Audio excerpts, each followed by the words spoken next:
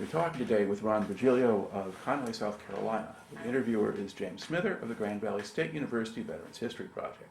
Okay, Ron, begin kind of at the beginning. Where and when were you born? I was born in 1947 in Elizabeth, New Jersey. I lived there till I was 9, and I moved to Middlesex, New Jersey, which was a small rural town about a half hour west of Elizabeth, New Jersey. And there, didn't do much until high school. I was pretty athletic. Played baseball on the big high school baseball team, and we won a state championship in 1965. I was the pitcher that went 10-2 that year, and from there I went on to college. Okay. What year did you graduate from high school? 1965. And what was your family doing for a living when you were a kid? My father was mostly a mechanic, jack of all trades. He could build houses. He was a painter, very good painter. My mother was mostly stay-at-home mom to watch. I had a brother and 2 sisters that were younger. Okay. And where did you go to college? I went to a small NAIA school in western Nebraska. It's called Hiram Scott. What were you doing there? I had a baseball scholarship. Okay. My grades weren't very good in high school, and a lot of the guys from East went out there. It was a new school. It just opened in 1964, I believe. And I was on the baseball team for 2 years, had a full scholarship. They were starting to have financial problems, and they dropped my scholarship down, and my family couldn't afford the money at the time. So I sat out a semester trying to transfer to either Southern Illinois University, which had a good baseball program, or St. John's in Long Island. And during that time, I didn't reschedule for the fall of '68. I got my draft notice. Okay. So when did the draft notice arrive? That's September of 1968. Okay. And then, let's see, had you had a physical yet? Or do you? No, then Okay. they sent a letter to come to a certain point to get the physical. Okay. And I got my physical, which of course I passed. Yeah. Now, where did you do the physical? That was in New Brunswick, New Jersey. That's the county seat of Middlesex County. Right. Okay. And when you were there for the physical, did you notice anyone trying to scam the system or find a way to get out of it, or were you just all going through? No, they just basically one line, cough, do this, do that, and just check you for a few things. And Yeah. Well, in the fall of '68, probably if you could walk with or without chewing gum, they might have taken you. yeah, sure. Things had gotten pretty ugly there. How much did you know about Vietnam or the war at that point? Not much at all, because being out in western Nebraska, there wasn't much on the TVs or knowledge of it with newspapers. Yeah. Didn't read too many newspapers because too busy studying, which I should have done more. But Yeah. Yeah. And then while you're in school, you don't have to worry about being drafted. no, I had the deferment Yeah. And now there you are. Okay. Where do you do basic training? at Fort Dix, New Jersey, Okay. which was maybe an hour from my house, which was good. All right. And these days, most people don't go into the military, don't necessarily even know what happens in basic training. So what was your experience like? We went through the basic stuff. You get up in the morning, run 4 or 5 miles PT, have breakfast, and they take you out to the rifle range, and you practice shooting a rifle and then an M16. Come back in the afternoon, you went to classes, had different classes on certain situations and things. And we did have a PT test, and I was able to you needed 450 or better to get a 3-day pass to go home, which I did. I got over 450. It was a low crawl, a man carry. You had to do a mile run under 6 minutes. Was it 6:10, whatever, and I did that, so I was able to get a weekend pass for that. Okay. Did they do a lot of kind of close order drill and marching? Yeah, at the beginning, there was a lot of synchronized, Yeah. to stay in step with everybody else. I guess it was just a means of getting everybody in focus with what they wanted you to do. And then how did the drill instructors treat you? They treated us pretty good. It wasn't really, like you see some things in the Marines, they belittle you and everything, but really didn't do that. If you did something wrong, they'd tell you to drop down and do 50 push-ups or 100 push-ups if you could do them. And most of them were pretty friendly. Okay. The biggest thing was, don't call the sergeant sir, because he said he worked for a living. So don't call me sir. Yeah, so it is yes, sergeant, and not yes, sir. Right. Yeah. All right. And how long was that? That was 8 weeks. 8 weeks. Eight Okay. weeks of basic training. All right. And then you go on to advanced individual training from there. And where do you do that? That I went out to Fort Ord, California, which is right by Monterey, California. Okay. And then what was that like? That was mostly getting ready to go to Vietnam. Most of the drill sergeants there would, you'd be on a 10-mile forced march, mostly up hills and mountains in California to, I guess, get you ready for the mountains of Vietnam. And we did a lot of rifle training, going through different things where silhouettes would pop out on you and you'd have to make a quick judgment if it's a friendly fire or if it's a enemy or not. And those were the basic things of trying to get ready to go over to Vietnam. Did they try to teach you anything about Vietnamese culture or society or how to behave over there? Not that I can really remember. Most of it was hand-to-hand combat, bayonet training in case you did have to get into a close combat with your enemy, and that was about it for most of that. Okay. And what different kinds of weapons did you train on? M14 and an M16, but most of it was M16 and then the M60, the machine gun. Machine gun, yeah. So the things you'd have in the field. What about the grenade launcher? We had grenade launcher and we had the can't think The of it. law? Yeah, the light laws anti-tank weapon, yeah. that I cut my nose with. I held it in front of me, and when I shot it at the tank in practice, it cut my nose. But so I learned from that. Don't do that again. Right. Okay. And now when do you finish AIT? That was in mid-December. Same thing. It was 8 weeks, 9 weeks of training, and you come home for. It had to be early December because then you get 30 days before you have to reschedule to come to Oakland, California, before they give you orders to ship overseas. All right. Just to back and make sure we have our dates right. So this is end of 69. Right. Not end of 68, because I think we mentioned 68 when you were drafted, but it was 69. Yeah, it was 69. Yeah, okay. So finishing 69. Now, do you get to go home at that point before you go to Vietnam? Yes. Okay. Went home for 30 days. Yeah. And so how did your family feel about all this stuff? My mother was scared and nervous about it. My father was a World War II paratrooper. So the only thing he always told me was, don't become a paratrooper Yeah. to jump out of planes. So You only had to jump out of helicopters. yeah, so little did I know that I would be put into the 101st Airborne. But Right. Okay. And now how did they get you to Vietnam? by plane, we went from Oakland, California, up to Fort Lewis, Washington. We flew out of there. We flew into Anchorage, Alaska. From there, we flew to Yokohama, Japan, Manila in the Philippines, and then to Ben Hoa Air Force Base in Vietnam. Okay. And what's your first impression of Vietnam when you get there? Stepped off the plane, and the humidity was unbearable. It was probably about 92 degrees, and the humidity had to be 100. And while you're stepping off the plane, the guys that were short, that were going home, would all be yelling short, and hey Cherry, and kind of giving you a few digs. Yeah. So, okay. And then you're off the plane, and what do they do with you?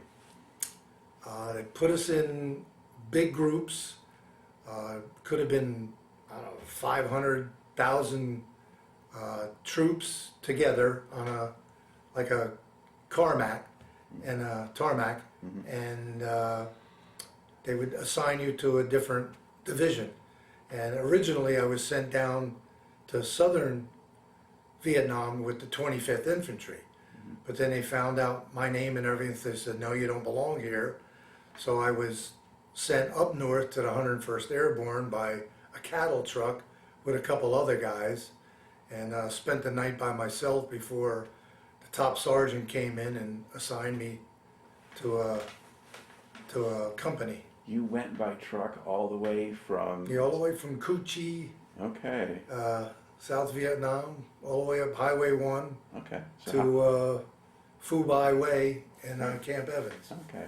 Yeah. So there are certain times when you actually could drive from one end of Vietnam to the other. Yeah, And that was one of them. I just stayed on Highway 1 and had it pre-sweeped for Right. landmines and Yeah. things. Okay. So you get up there, all right. And then once the sergeant picks you up, now what happens?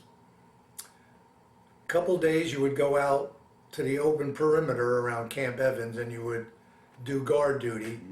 You know, and every hour you would send up flares to make sure no NVA sappers were trying to get in through the concertina wire to get into the camp. And then they would get you your uniform and everything, get you sent up. Okay. Did they do any kind of training up there? No, Because some people went through like a 5-day training program for the 101st, but not everybody did. no. But no, you didn't get that. I Okay. just went right to the supply room, got my boots, jungle boots, my clothes, underwear, socks, helmet, rifle, ammunition. Went out to the open perimeter by the bunkers, and there was a village, wasn't too far away, but at the time the 101st Airborne weren't allowed into these villages because I guess whatever they did wrong years before that. So I don't think I was there more than 3-4 days, and he sent me out to the field. Okay. So they take you in a helicopter or a truck or what? Helicopter. Okay. Originally I was sent out to the lowlands because it was still monsoons. It was a big rainy season. So you basically walked around grasslands and Well, I don't know. Sand dunes or No, no, beaches no, or the trees, the bamboo, okay. the bamboo And patches bamboo and thickets, stuff. yeah, And, okay. All right. Now, what actual unit in the 101st are you assigned to? Delta of the 2nd and the 506th. Okay, so Delta Company, 2nd Battalion, 506th. Right, that was our Regiment. battalion. Right. Okay. And what kind of reception do you get when you join the company? Okay, well, here's another new guy, you know. He's trying to stay clean, but you're only going to stay clean for about a day because, you know, you got so much stuff on your rucksack that, you know, when you're there for a while, you know what you can keep, what you can't keep when resupply comes out. And for the most part, I was slipping down the little hilly roads into when it was all muddy and getting dirty. And Now, did anybody tell you what to do, or was it just follow us? yeah, it was mostly you look for the guys that were in company for the most time, like 10, 11 months. There was a sergeant, he was from New Jersey also. I kind of watched what he would do, stay close with him for the most part. When we would go out on a, you know, by ourselves, by a squad. Okay. And did you encounter any North Vietnamese or booby traps or anything? Mostly, we did have booby traps, but mostly it was, we would get mortared almost every day, every other day. And for the most part, we were lucky. We rarely got hit with any until April 8th. That's when I did get wounded by a mortar shell. It was just shrapnel. Okay. So initially you're in the lowlands, but that's like January, February? Yeah, February to early March. Okay. And you get to March, and your battalion is now assigned to go and open a firebase called Ripcord. So March 12th, Alpha Company goes out and then comes back. And then April 1st, Bravo Company goes out. But Delta, your company wasn't involved in the April 1st No, from what I remember, originally we were on like a Firebase Ripcord, and there was a couple other fire bases that, you know, we would help the artillery people, and we were basically going around those areas, trying to keep it secure for the artillery, and So in that period there, as you're kind of going there, kind of patrolling in jungles and hills and so forth, would you stay out for an extended period of time out in the field?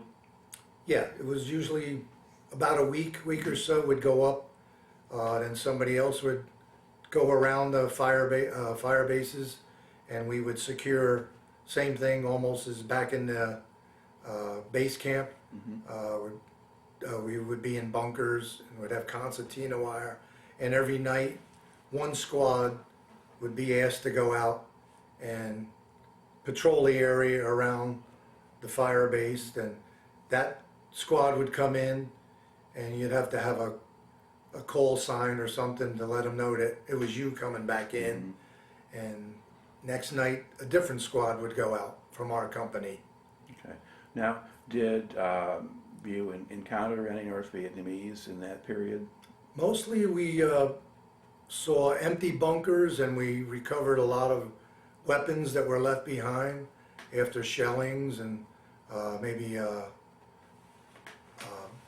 helicopter assaults on these bunkers from other companies that knew where they were and had been in contact with them.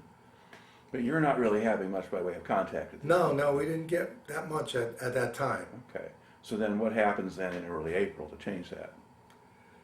Early April, April 8th to be, is when we started getting heavy small arms fire, and we were getting mortar fire. And that's when I got a piece of shrapnel on my back, my head and my knee, and me and this other fellow, Mike Zablosky from Connecticut,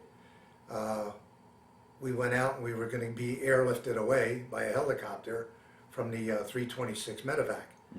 And the first one went up in a basket. He was hurt the worst. So then they bring down a jungle penetrator, and it's got these 4 little seats that open up, and you sit on them, and then they bring the cable up. Well, the cable got stuck about halfway up, and if they start taking fire, they can cut the cable to save the pilots and the door gunner and the other people that are wounded already inside. So what they did was they got us above the treetop level and carried us out, flew us out. I don't know, it had to be at least 1,000 feet up or 2,000 feet. Meanwhile, our cable's spinning round and round, and me and him are over there saying prayers till they were able to land us down on another landing zone, and we got in the helicopter and they brought us to the field medical. So you're dangling from below a helicopter on this cable. Right. Okay. And how long was the cable? How much of a gap was there? Probably between? about 30 feet between the helicopter and us, Yeah. dangling around, and I mean you could see the valleys and the jungle below us. And then once we got onto the, actually it was an artillery base, and a bunch of guys came running around because they heard over the radios that a couple guys were wounded and they're hanging on this jungle penetrator, because that didn't happen too often. No. So I guess meanwhile they were able to just throw the penetrator into the flat part of the helicopter along with the wounded, and then they took off and took us to the field hospitals to get patched up on. Okay. And so how long were you away from your unit? Almost a month, Okay. because the major, you know, I needed a few stitches in my back. It was close to my spine, but didn't hit the spine. So somehow, while I was in my cot and where we were recovering, my stitches opened up. So he had to surgically put them together again. So I was probably out of the field for close to 3 weeks to 4 weeks Okay. before I went back, I guess, early May. Okay. And where was the hospital? That was in Camp Evans. Okay. My friend was sent to Cameron Bay, which is like a resort area. Yeah. But yeah, so your case wasn't bad enough to go that. No, he had more shrapnel than I had. All right. Now, when you return then to your unit in early May, are there guys now who have gone and new ones in? Or is Yes, the two sergeants that I originally had been with, they transferred to another unit. I'm not sure what it was, if it was ranger units or whatever, snipers, whatever they were, but they weren't there no longer, and that's when my present sergeant came in, Mark Skinner, who was from Indiana, and I had him right through till we both left Vietnam. Okay. Now, at this point, basically, did you kind of understand sort of how to do your job out in the field and that kind of thing? So you're not a new guy anymore. No. Then I became point man, and when my friend came back from Cam Ranh Bay, he was behind me, and we would do vice versa. He would be point 1 week, I would be second to overlook.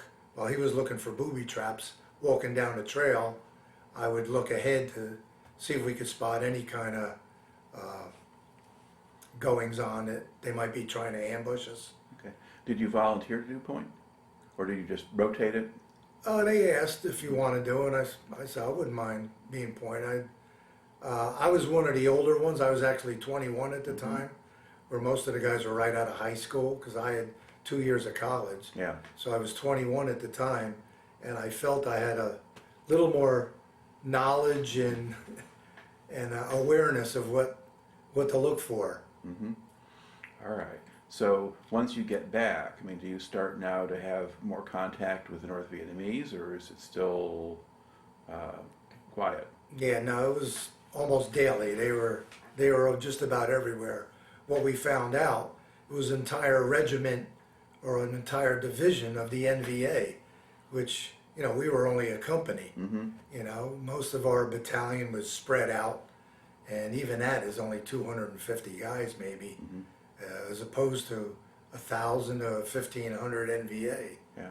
Now you're when you would be patrolling at this point in May and in June, did you go in platoons or company or all company together? It was mostly company, but the squads would be spread out. Yeah. Would go in different directions, where the commander would be in one special area with his radio man, and he'd be in contact with the other 4 squads with their radio men. Okay. Now, and who was your platoon leader? That was our Lieutenant Rafferty. Okay. I believe he was from Massachusetts. All right. And had he been there when you got there, or had... Yeah, he had been there probably 7-8 months already. Okay. And he was pretty well organized. Okay. And who was the company commander at that point? That was Captain Rollins. Or Rollison? Rollins. I think it was Rollins. Well, the name of the book is Rollison. Is it Rollison? R-O-L-L-I, not even with an N. Normally it should be Rollinson or something, but I think it's just Rollison. Maybe I just called him Rollins. Yeah, I could. Well, yeah. Anyway, that's. He was very good. He was the best captain we had.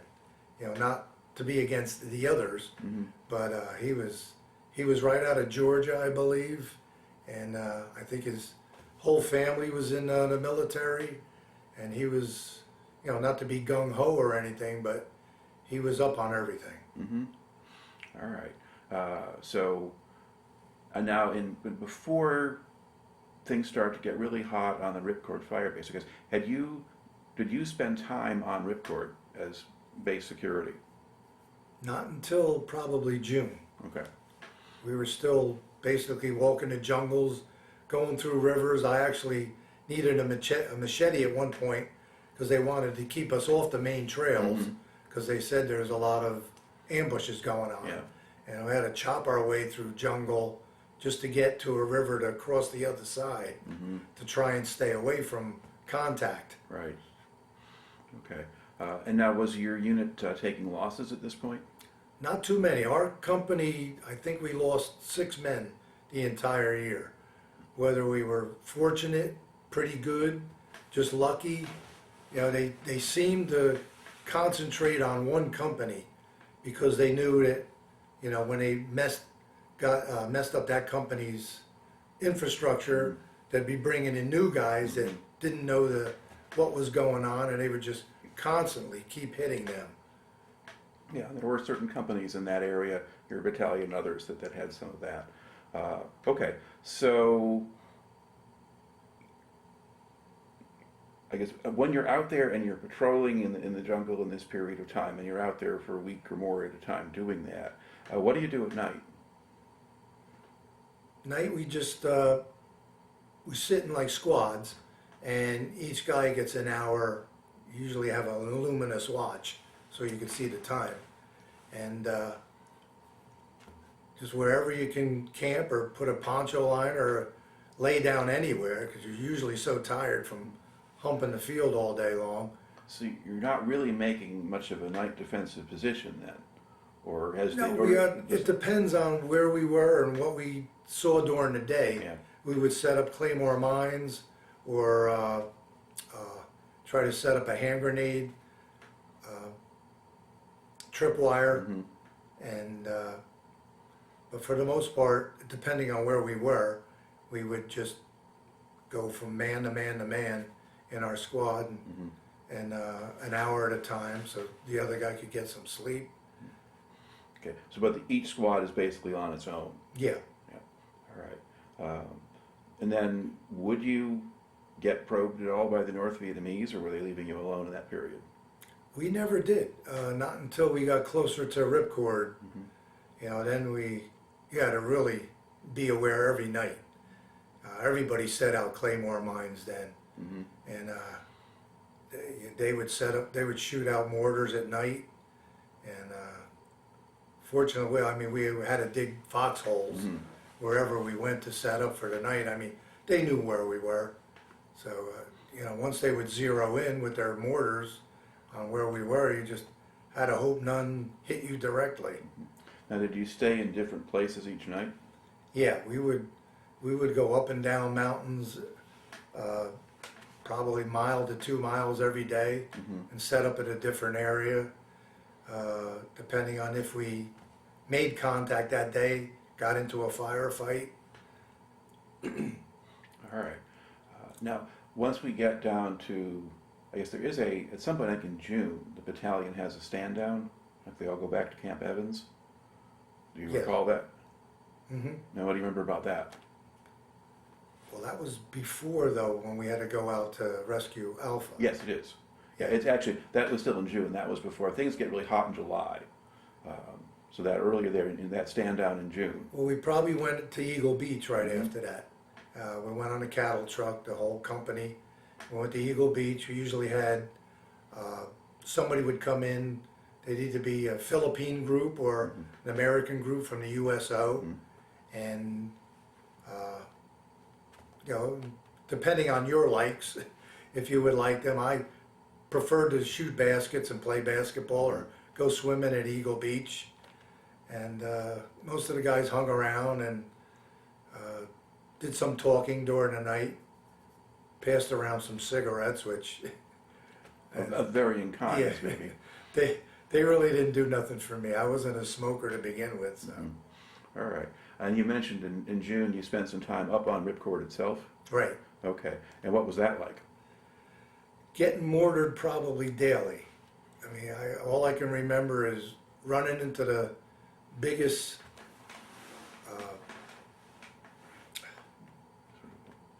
mine's going Just a out. bunker or? The bunkers. Yeah.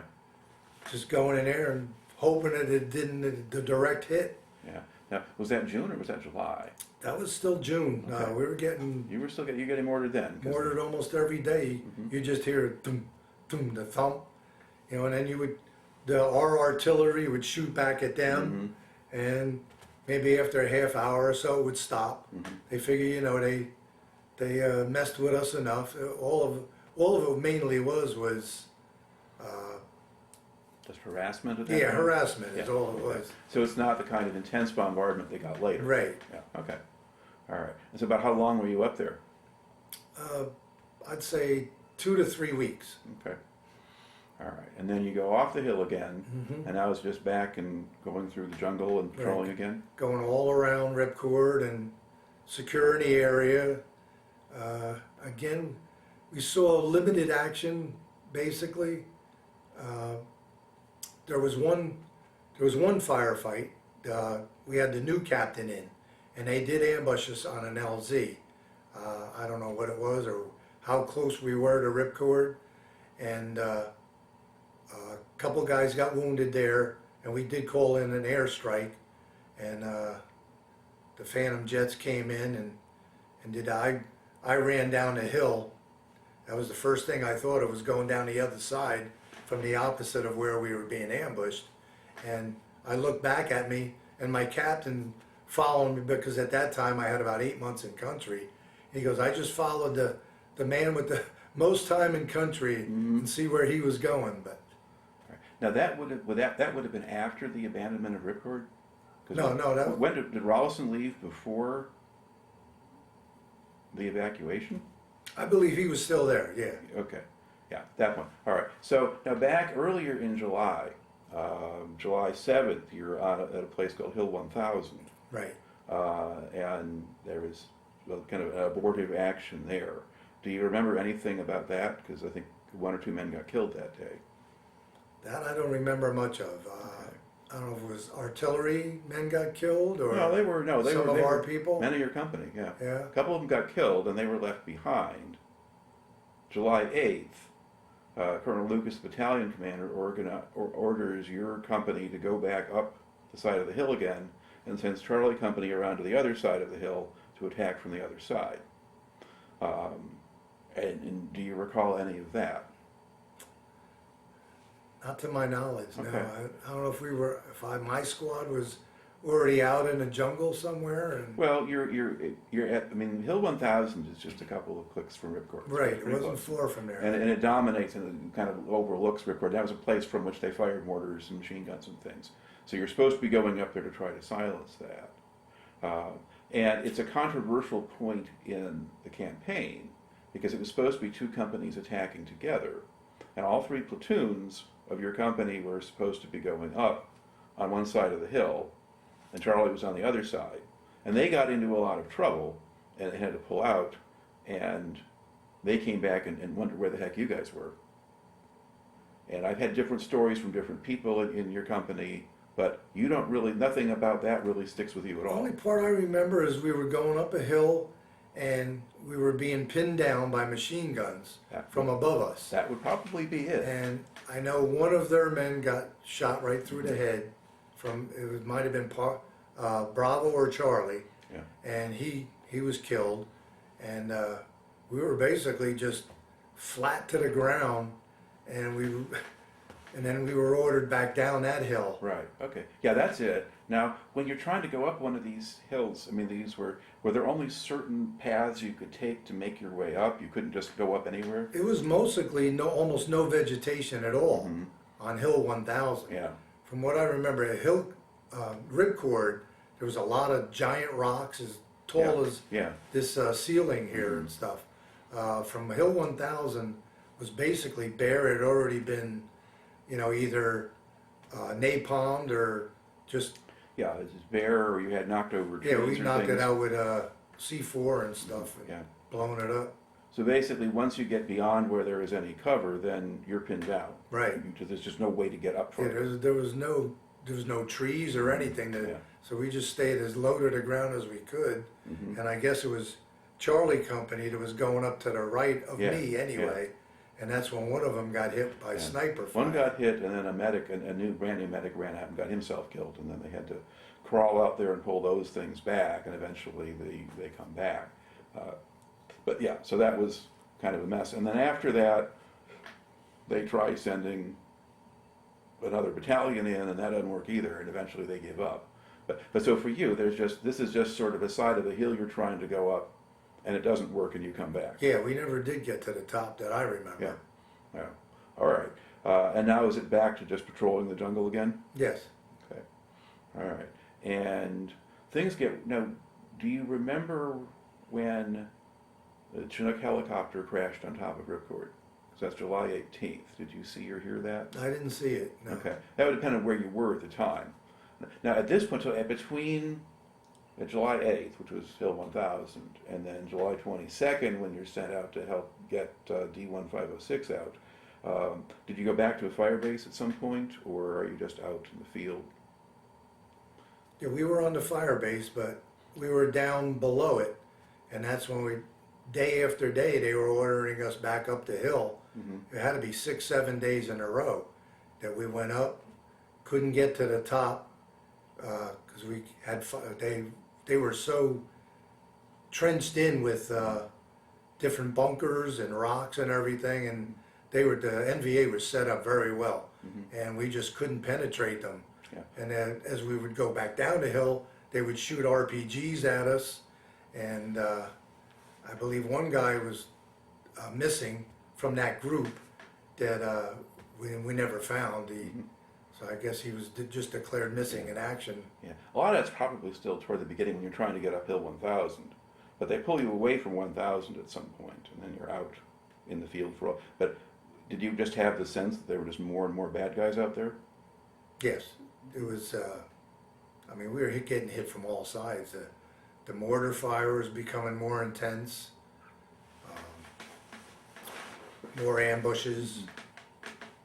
Yeah. Now, at a certain point, though, you're pulled out of the immediate Ripcord area, because when other companies start to get in trouble right before the base is abandoned, it's your company that gets flown in to rescue them. Right. And there's 2 of those in a row, on the 22nd and then on the 23rd. Did you go on both of those, or just on the second one? Well, the first one, that night, we were on a stand down just at Camp Evans. Yeah. And they ordered us out to everybody in the group brought us out from our shacks, and so we're going on a night mission. A company's in trouble, so we go. That's the second. Well, there were 2. There was Delta 1506 first, and then the next day, or next night, that was Alpha Company. That was ours. Yeah. So you don't remember the first one. No, the first one wasn't us. Okay. So then the second one, we got about halfway out with the helicopters, and I imagine it was the helicopter pilots that called it off, that said it's really a suicide mission. We can't get in there. It's dark. We can't see anything. Right. So they brought us back and said, we're on a total stand down, 100%. We got to stay up all night, and said we're going back out to the chopper pad in the morning, and we're heading straight out to try and rescue A company. Are still being surrounded and possibly overrun. So that's when we left in the morning, our entire company, and we went out. And from what I remember, as we went up the hill, we were still being mortared, because I remember jumping into a foxhole with 2 other Alpha members, and mortars were just coming in left and right. And as that slowed down a little bit, because we were calling in, now they called in the Phantom jets again, and things slowed down. But one of the medevacs that was being called in onto the LZ was shot down. So at that point, I don't know if it was instinct or just, what's the word? Being upset with everything that was going on, I ran out onto the LZ to try and help the chopper pilots who were still alive, but the chopper was on its side, and they were still strapped into their seats. And that's right, because just then Captain Rollison yelled out, "Virgilio, get off of that LZ, they're still firing RPGs at us and everything, get off the LZ." So I had to listen to him, and I went back with the rest of my company. And meanwhile, from the other side, they were able eventually to come down and rescue the 2 pilots from that. All right. And at that point, do you go back to trying to get to Alpha Company? Yeah, by then the Alpha Company was still on the side that I was on. And by then we got everybody together. I guess they brought in more choppers to bring out the deceased. And we went back up on the other side of the LZ and walked up until then we were all brought back into Camp Evans again. So did the enemy fire quiet down at that point? Yeah, because by then we were just shooting across just to shoot weapons. I don't know if we actually hit anybody, but yeah. Well, I think eventually more of the NVA were heading over to Ripcord, because this is now the 23rd of July, and that's what they're focusing. Which we didn't know where they were heading. Right. Okay. About how long do you think it took between when you landed and when you connected with Alpha Company?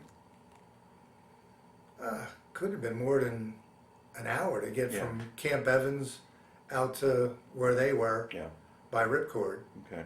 But then in terms of once you land, once you get on the ground, how long did it take to actually link up with Alpha?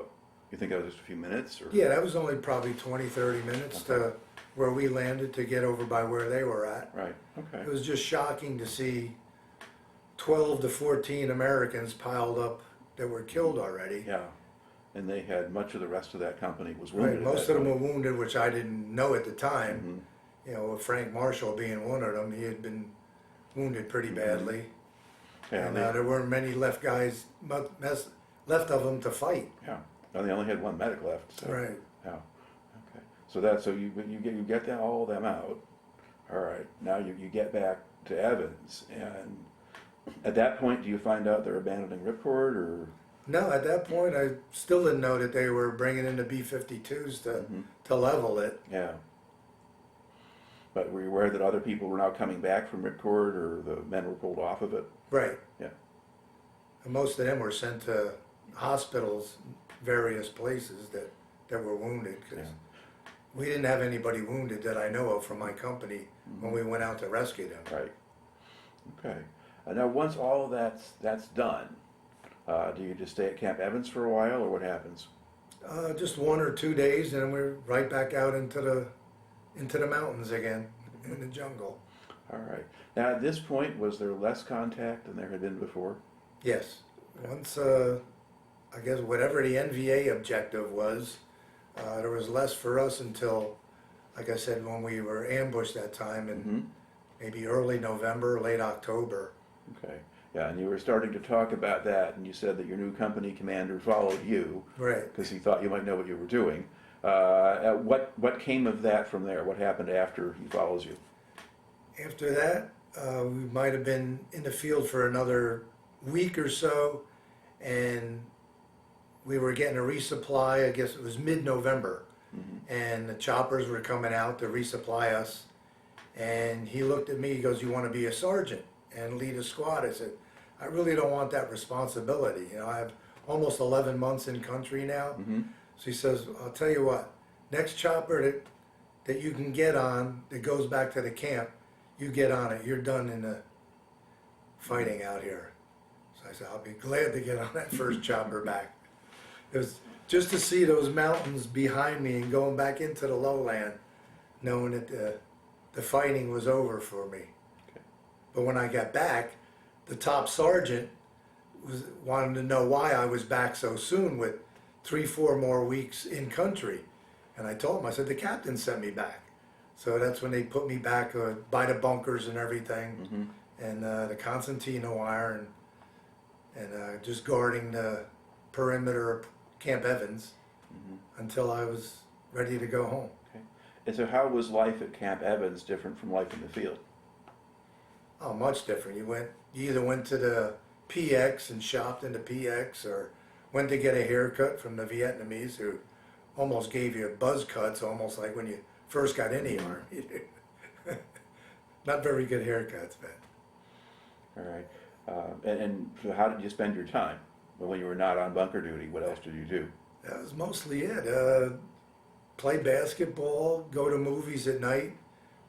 Once in a while they had a movie to go see at night, hang around with the guys. Okay.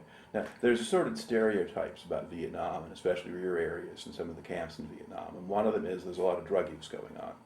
Did you see much of that at all? If there was, I didn't see much. Because like I said, I didn't smoke marijuana. I had one puff maybe. Yeah. And out in the field, we definitely didn't. Right. Like I said, our company was very strict and very well put together. Maybe back in the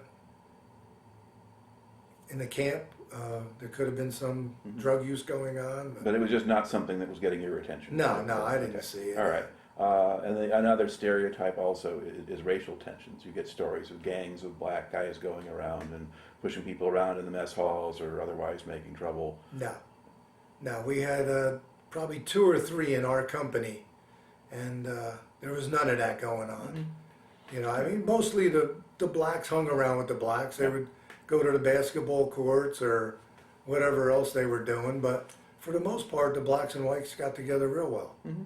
Yeah, well, in the field, that was pretty consistent. Sometimes if you had people who particularly if they're permanently based in the rear, at least in some camps sometimes, that's what's said. But that's why I always ask the question. I don't assume that's always what was happening, so just what did you see? And that was not a big deal. No, not for me, no. For what you saw. All right. Now, to look back over that better part of a year you spent in Vietnam, are there other memories or impressions or things that stand out for you that you haven't talked about yet? Probably just mostly the men that I got close to when we left Vietnam, and I was able to, there was a Denny Decker. He had been drafted by the New York Mets in baseball, and I used to play catch with him with a football because he threw right and left-handed the same. He was ambidextrous, and when we got back to Fort Hood, he was already married, and I played for one team on the base camp, and he played for a different one. So we were pretty close, and he was from Pennsylvania, so I got to see him afterwards. I would go visit him from my house and visit him and his wife before they had a child. Once we had a child, we didn't see much of each other anymore. And this Mike Zablosky was from Connecticut. I met him once. He was a truck driver, and he came down to New Jersey, and we met at a Holiday Inn, and we spent a few hours together reminiscing Vietnam and everything. And that was the last I saw of him. He was killed in a motorcycle crash, probably 10 years ago, 12 years ago. And we were pretty close because, like I said, me and him were point men, and we were pretty close together. Right. Okay. So how do they get you back to the States? Same way, went out of Da Nang, Vietnam, flew to Fort Lewis, Washington. We had a steak dinner, and from there I went to San Francisco. And San Francisco, I flew to Newark Airport, New Jersey, and my parents were there waiting for me and happy to see me. Now, did you fly in uniform or in civilian clothes? Yes, I flew in uniform. And did you have any problems with that? No. No protesters? I didn't have any, no. I thank that to this day because I don't wish to say what I would have done to some of these people. But Right. when I did leave August 11th, I did take everything off and dressed in civilians when I left the Army. All right. But in the meantime, you've still got time left in the Army. So Right. you go home on leave, and then, so where do you get sent first? Now I got sent to Monmouth, New Jersey, which was probably an hour from my house. And it's a signal radio, basically, which isn't there anymore. It's a radio signal camp. Yeah. And I was in charge of bringing the men over to where they would be for the day. It's almost like a drill sergeant, but I really wasn't. And my duties were to buff the floors and things there during the night to keep it nice and clean for the next day, and do the same thing day in, day out. But after about 3-4 weeks, they realized that wasn't my MOS. I was 11 Bravo, so that's when they sent me out to Fort Hood, Texas. Yeah. Why had they sent you to Monmouth first? I really don't. Maybe because I was from New Jersey first, and I was trying to get. My mother had physical problems at the time, and I was trying to go through the Red Cross to get out of the Army early, which they didn't do. But they did send me to Fort Monmouth, so maybe that's why. Yeah, they were waiting to sort that out, maybe. Yeah, once they realized the Red Cross couldn't do anything, then they said, well, you got to go out to where your MOS is. Okay. And then now that you're out at Fort Hood, what unit do you join? Is that the 1st Cavalry? I guess it was 1st Cav. Yeah, Armored Cavalry. Right. Yeah. All right. And what was your job with them? To go back out in the field as infantry and train out in the field. I guess eventually we were going to train new infantrymen to go over to Vietnam because it was still only 1971 and it hadn't de-escalated yet. Well, it was de-escalating, but we still had people Yeah, there. Yeah. There was still a lot of troops over there. Yeah. So I don't know if that was what they wanted us to do, because really had no meaning after being infantry for almost 12 months. Mm-hmm. So we did the same thing. We had rucksacks, we camped out, we had training exercises, we had sea rations again. So that's when I was able to use my baseball skills to try out for the base team, and I made it. So that brought me into special services, Mm-hmm. which allowed me not to be part of the infantry group. So I was able to stay in bed when the rest of the guys had to get up for reveille and police the barracks and everything. I didn't have to do any of that anymore. Mm-hmm. So in the morning, me and another fella, we would go to the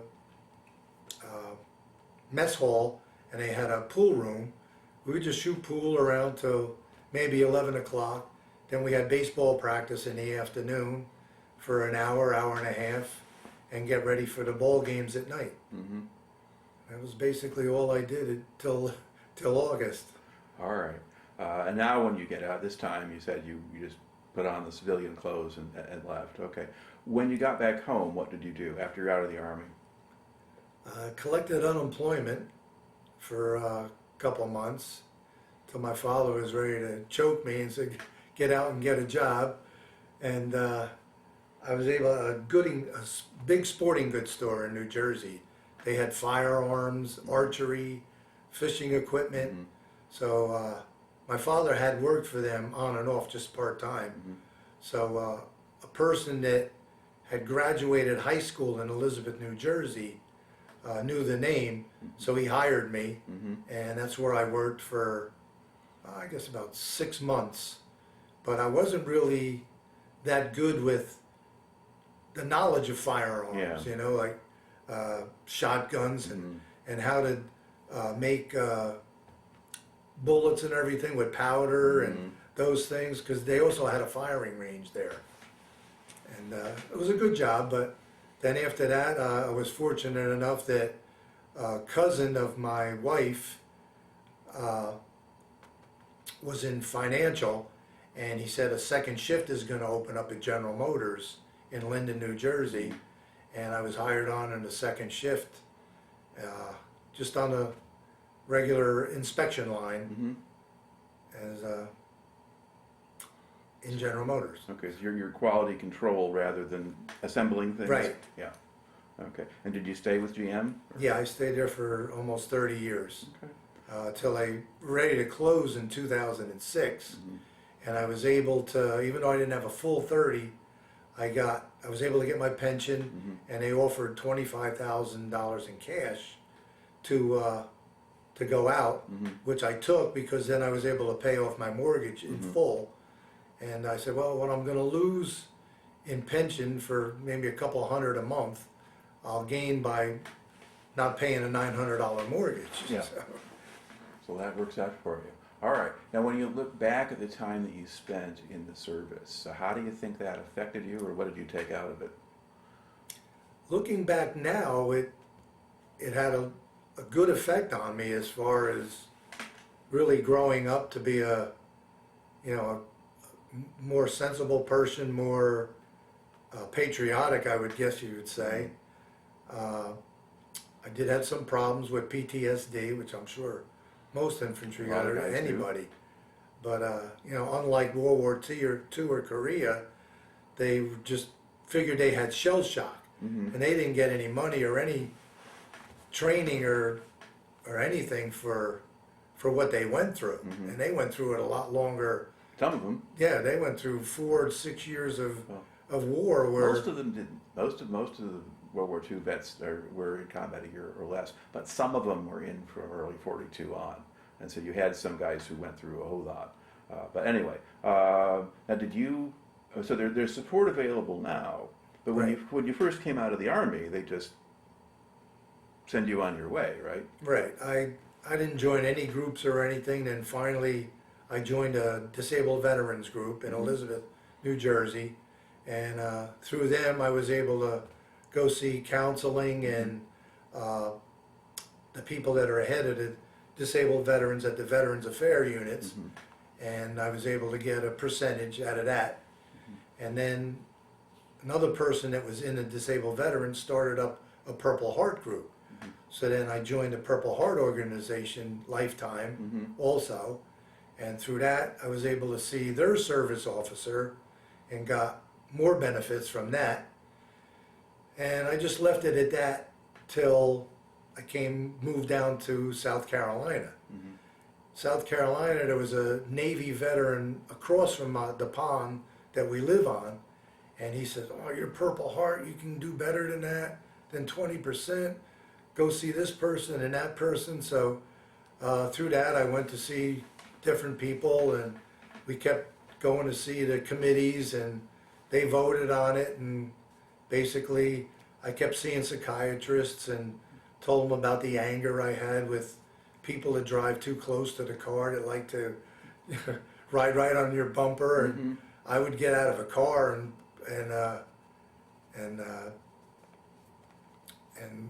go right up to them and scream and yell at them. So. Okay. So it was sort of that kind of attitude, behavioral thing that was rather, because some people with PTSD, they have reflex reactions to things, loud noises, or they always want to know where the door and the windows are and those kinds of things. But with yours, it was just early on, the loud noise would bother me, but certain things like if people play music too loud, or dogs are barking for 15-20 minutes and the owners can't keep them quiet.